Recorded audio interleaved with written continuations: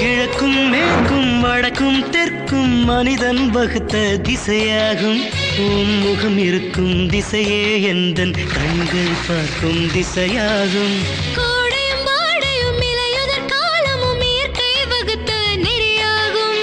உன்னுடன் இருக்கும் காலத்தில் தானே எந்த நாட்கள் உருவாகும். உந்தன் நிழல் அருகே ஓய்வுகள் எடுத்திடுவேன். இது காதல் இல்லை, இது காமம் இல்லை.